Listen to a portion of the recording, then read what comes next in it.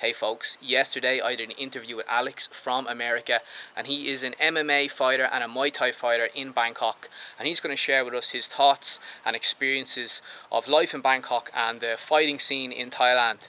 And this is the last of a 3-part series that I did on the lives of expats. So I hope you enjoyed those 3 interviews.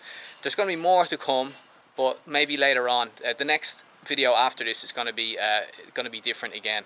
Okay, so without further ado, let's get into it. Like a cage, and by true romance I mean punches to the face. Start cooking here. All right, I'm pumped. Here we go. Sportsmanship. Leg kick. Bryson coming out swinging. Oh, closing the distance early there. Wow, that looks like a race. Oh, knee to the face, knee to the body. Oh my God.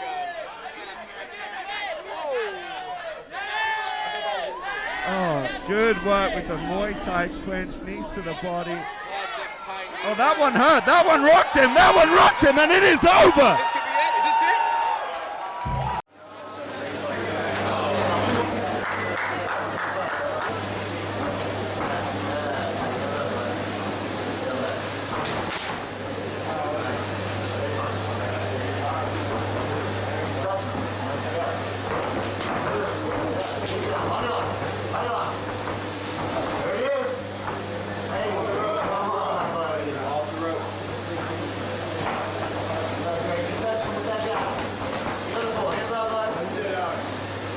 Hello everybody, I'm here with Alex, and he's going to be our guest today for the interview.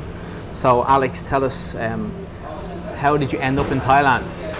Okay, all right, so I was about 20, I'd say, 20, 21. I was not in school in the States, in New York. I was working a job I didn't like, office stuff, and just generally unhappy. One thing I was really enjoying was Muay Thai. Just doing a lot of Muay Thai. And then, it was pretty much just the only thing that was keeping me from doing the standard kind of young people stuff, drinking, drugs, all that, and smoking pot on a buddy's couch, Soham Chef. And then, that kind of just hit me like I should go to Thailand. That's like the one thing I'm doing that's really productive right now. So kind of booked a ticket, planned for 6 months, and it turned into almost 8 years. So. Well, okay, so you came to Thailand, and when you got here, what happened then? What did you do when you arrived? Okay, so my initial plan was to head up to Buriram initially. Yeah, I was supposed to go to Buriram to a gym out there, and then I got here. We had made plans previously, like they knew I was coming, and then I reached out to them when I got here, sort of like to get the directions, how to get out there, all that, and just no response. I don't know. Email was down in that particular area of Isan. So you came to Buriram to... No. I was in Bangkok planning to go to Buriram. I got here, and there's just no response from the gym I was supposed to go to. Okay, so it was like plan B. Let's just backtrack a second, right? So you got here to do MMA or to do Muay Thai, right? You came here to fight in Muay Thai. Had you ever fought in Muay Thai before? I had one amateur fight in New York, and I wasn't even really planning on fighting when I came here. My plan was just to come and train for 6 months. I knew nothing about Thailand other than that they did Muay Thai. To sort of, long story short, I ended up at a gym in Bangkok because I was getting no response from the gym. I was supposed to go to Nissan. And then literally day one, they're like, do you want to fight? And it's like, oh, yeah, why not? And then, it becomes this thing of you're just training twice a day and fighting whenever they ask you if you want to fight, basically. Yeah, so let's talk more about that. So you're training twice a day, and you're fighting. I know Muay Thai fighters fight very frequently. Sure. Way more than boxing. Can you tell us about that? And I was, the first gym I was at, I had my first fight after I was in Thailand for a month, so kind of just getting acclimated, getting into that shape of Thailand, and then I fought again 2 weeks later, and it just started kind of rolling like that. After my first 6 months here, I was probably averaging once every 2 weeks or once a month, something like that.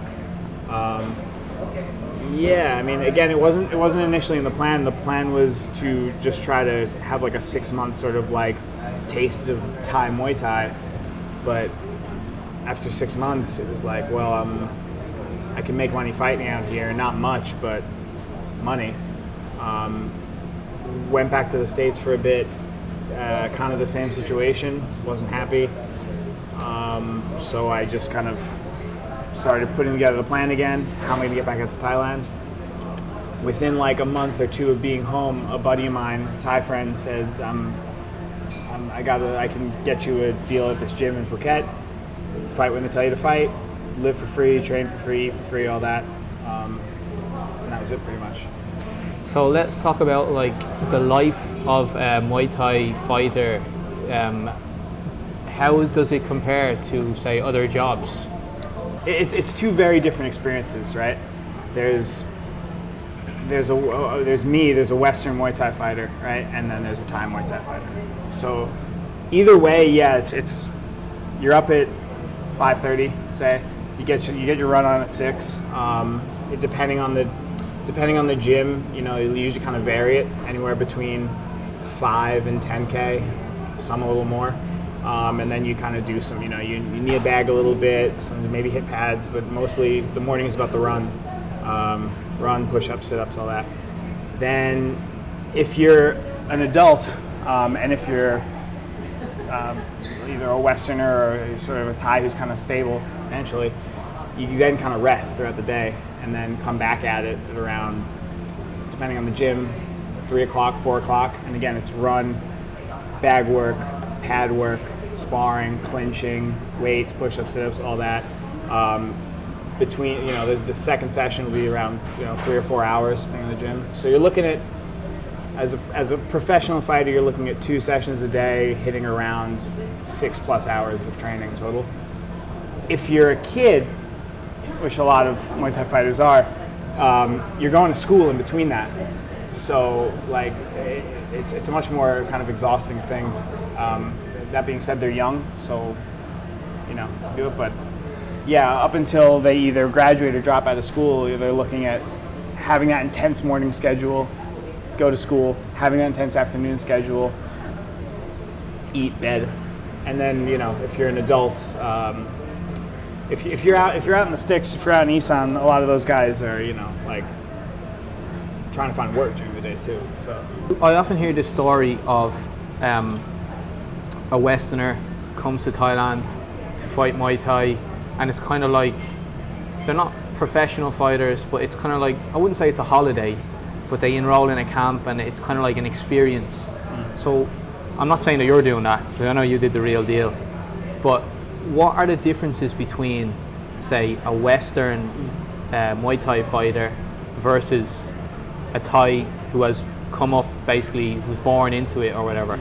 Well, for starters, just a caveat on that real deal thing, like, I do suck at Muay Thai. I always like to put that out there. I'm like very incredibly average. I'm like, and I do, for as much as I came here and I was like, you know, kind of like jumping into Muay Thai right away, I never really will put out there that I, like, quote unquote, like lived Muay Thai or did like a real Muay Thai experience. Because a real Muay Thai experience is like what I was saying earlier.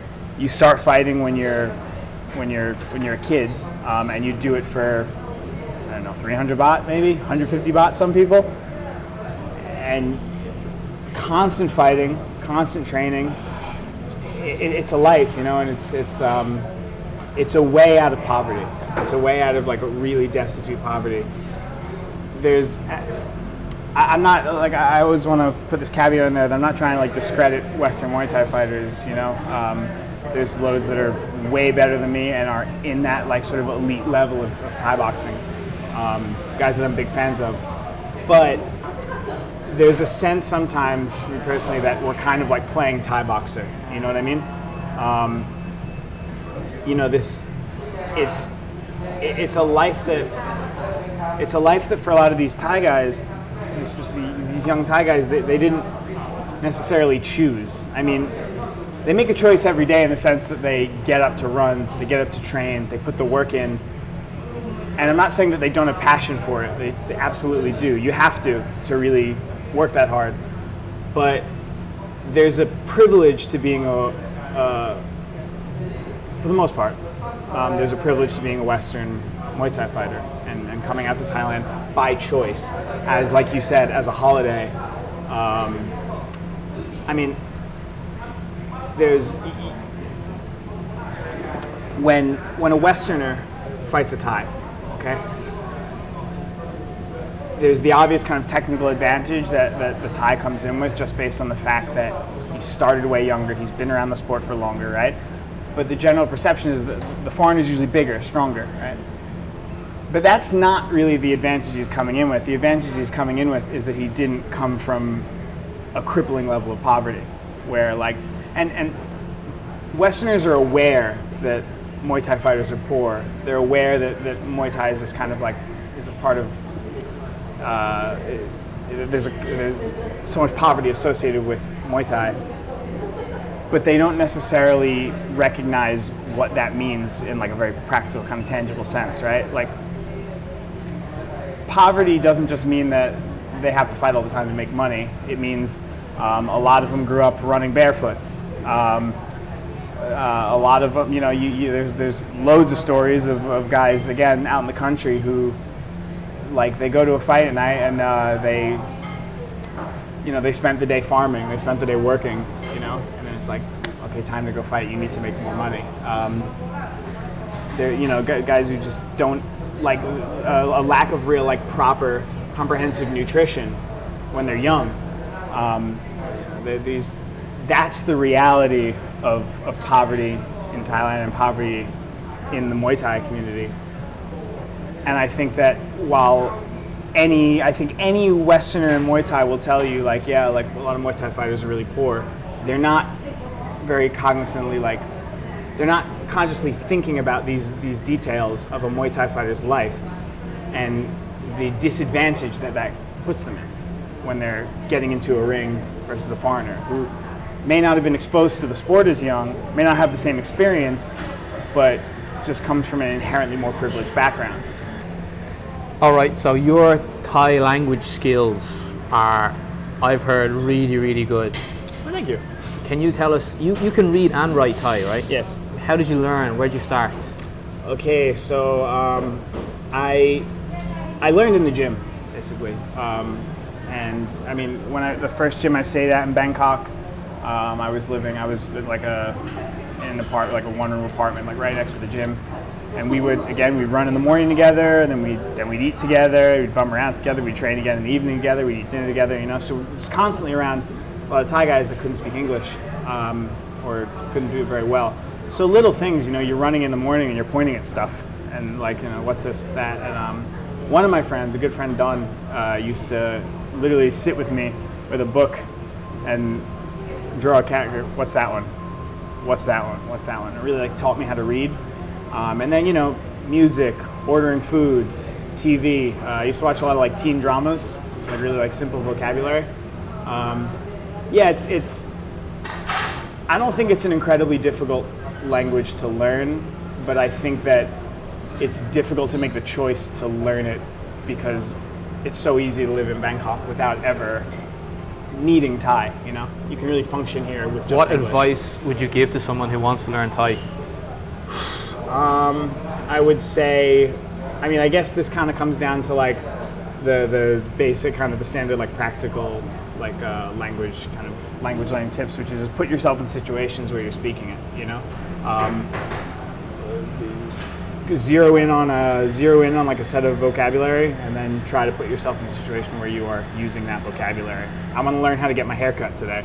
I want to learn how to order food today. I want to learn how to do this today, you know, and then sort of focus on that. So basically immersion in the language. Yeah. I mean, and obviously you can only immerse so much in Bangkok because, again, we all have, like, we're having a conversation in English right now, right? Because we have access to each other.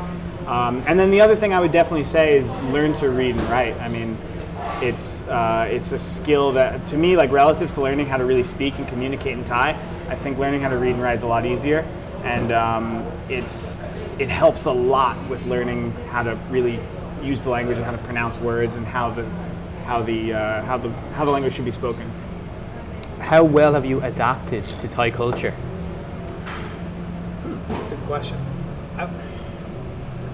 Pretty well, I'd say, relatively speaking. You know, and not that I know that much about local Thai stuff. It's more just that I'm good at kind of shrugging and accepting what kind of comes at me, you know. And I think anytime you're in these like sort of fish out of water situations that Thailand puts you in, it just sort of makes life a whole lot easier if you can just be like, well, this is the life I'm living right now. So What advice would you have for someone who wants to move to Bangkok and they, you know, let's be honest, Bangkok has a lot of temptations, and as I always say, whatever your vice is, Thailand can bring you to the very edge, and some people can survive at the edge, other people get pushed over the edge. So what's your advice for anyone who is going to make that leap? I love that, first of all. It's a similar thing I said to people who asked about Thailand, is like, anything somebody tells you about Thailand, that's not a reflection of Thailand, that's a reflection of them. Because you will find whatever scene you want here, you will find whatever community you want here. But anyway, back to the advice, that was the question. I would say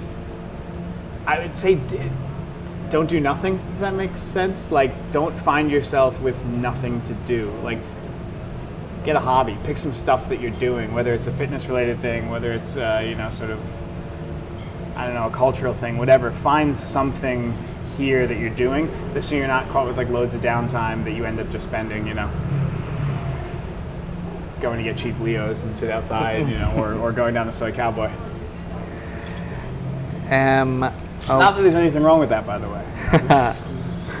Tell us about any interesting encounters you had in the Muay Thai world, because I heard down through the grapevine that there was some sort of thing with, let's say, a transgender person. What happened there? Okay, so for those of you who are not aware, there's a fairly high level and relatively famous Thai boxer by the name of Nong Rose. She's transgender or transsexual. I'm not quite sure which is the correct term. Yeah, however, okay. so yeah, a transgendered Thai boxer, and you know, a proper Thai boxer. You know, hundreds of fights. You know, like solid boxer. And there is a promoter who promotes the FMD. John Nutt's his name. He promotes the Full Metal Dojo fights, and he was asking me if I was interested, if I'd be willing to fight her at a show. There were the circuit fight shows. I think we talked about them, but earlier last year, yeah.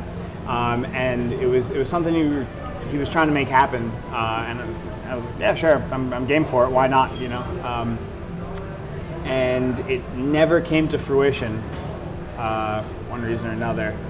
And then I think we wanted to do it again on the second iteration of the same card, and again it just wouldn't. It was a combination of like it's a combination of a million things. But the point is the fight couldn't come together, right? So it got offered to me again. It got brought up to me again at the beginning of the year, but at the insistence that it was at 57 kilograms, which is what 125 pounds, around there? Yeah, around that. Which is not really a weight I can make anymore. Like, maybe I could when I was younger, but it's definitely not one I can make right now, especially I'm walking around a little heavy. So I ended up saying no, because it was one of those, like, she's way smaller than me, she would be willing to come up, and I'm not going to lose that much weight. But to full circle, kind of a happy ending of the story, on the next sort of FMD sponsor promotion, a French fighter, Gergi, there's two, the twins. I apologize, I forget which one, but he got booked to fight Nong Rose on their next show. And if anyone is, any Bangkok people watching this that are like into the sort of like underground fight world and is into that kind of cool stuff, definitely check out the FMD's Circus Fight promotion, because yeah, again, one of the Gergi brothers is going to be fighting Nong Rose, and undoubtedly it will be a fun fight to watch. So do you think you'll end up fighting Nong Rose? No, I don't think so. I think that ship has sailed. And at the end of the day, it's probably like, I mean, I would have no issues with fighting. She's again a much better Thai boxer than me. I'm also just much bigger than her. One of the many reasons why I just never came together. But I'm a fan, so I'm just looking forward to watching that fight. So when's your next fight? When's my next fight? Yeah. I have nothing planned at the moment. Again, I was sort of a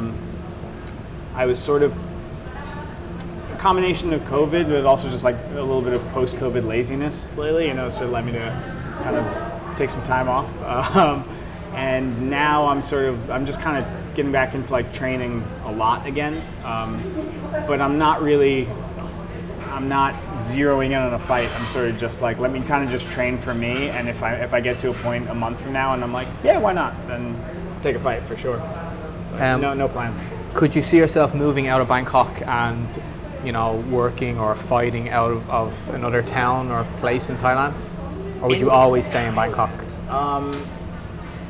I love Bangkok. And I think that the reason I love it is because of how much it's kind of a mix of things, where it's like, I've always hated, not South Thailand, but I've always hated like the island life. I can't get into it.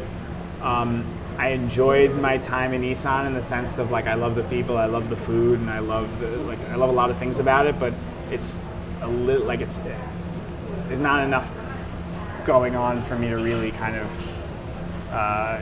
have a life there. But Bangkok for me is this sort of like I'm from New York, obviously like a very fast-paced city with a lot going on. Bangkok is a city I can feel like I can get food late at night, I can meet friends, I can do all the stuff that you can do in a city, but it's definitely much more chill than New York. It's much more relaxed, so I don't feel like I have the anxiety that I feel when I'm home, but I'm not kind of bored to death, which is what I felt when I was living in Phuket personally. I couldn't get into it. What are the pros of living in Bangkok? Pros of living in Bangkok, okay. Bangkok specifically, not Thailand in general? Well, let's say Thailand then. Okay. Pros living in Thailand, I would say, aside from the obvious sort of thing I'm sure you get a lot in here, which is Thai food is the best food in the world, so there's that. And it's just it's a very sort of, it's a relaxed pace of life, but at the same time, like if you're in Bangkok, there's stuff going on, Again, back to Bangkok, kind of feeling like this very big mix where it's like you can get your tastes of home places, but it's not like when I'm in like kind of like certain island spots in Thailand, I kind of feel like I'm kind of like in Disney World, you know what I mean? So it's like I still feel like I'm in Thailand, but I have these like kind of tastes of home, sort of like appreciate. Yeah. Okay, what are the cons of living in Bangkok or Cons Thailand? of living in Bangkok. Okay, let's see. I would say, in terms of like practical life stuff, it's kind of the obvious things, like the traffic, pollution, and stuff like that.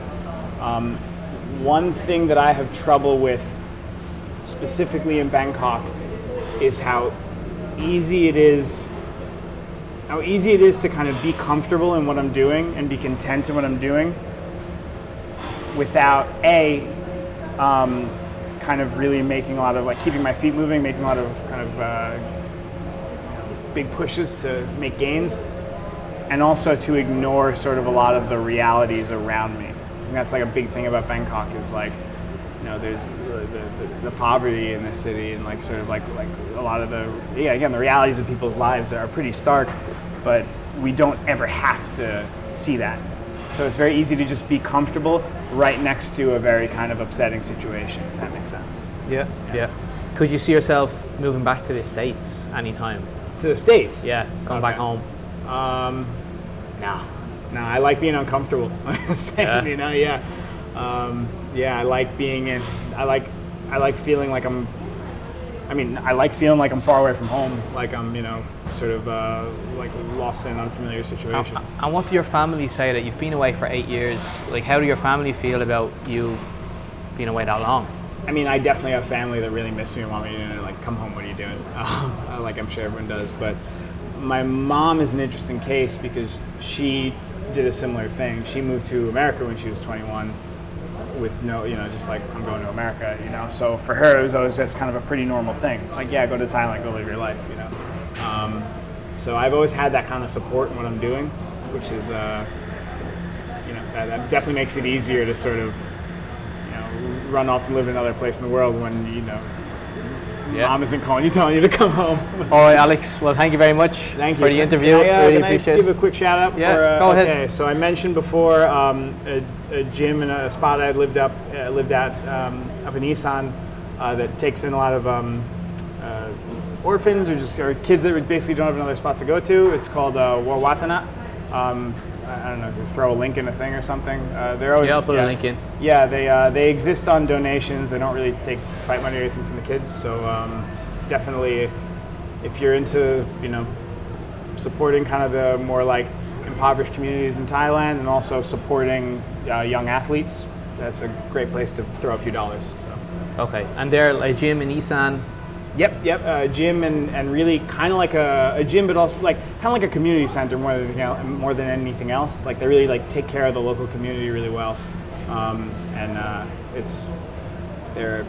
If you always feel like you have some extra cash and you want to help some people, but you don't know where to best throw that money so it really helps the community, I always feel safe sort of contributing to their cause and like what they're doing. So, okay, perfect. Yeah. All right, guys, thank you very much for watching, and if you enjoyed this interview, please consider subscribing to the channel. This was the end of a 3-part series that I did about on different expats and their lifestyles and life in Thailand, because everybody has a different story, and I would like to do more interviews in the future. So if there's anyone out there in Bangkok now who wants to be interviewed, put a comment down below. Likewise, if you enjoyed the interview and want to contribute, leave us a comment down below so you can get involved with and share what you have to say, because this channel is also about your feedback too. So thank you very much for watching, and I'll see you on the next one.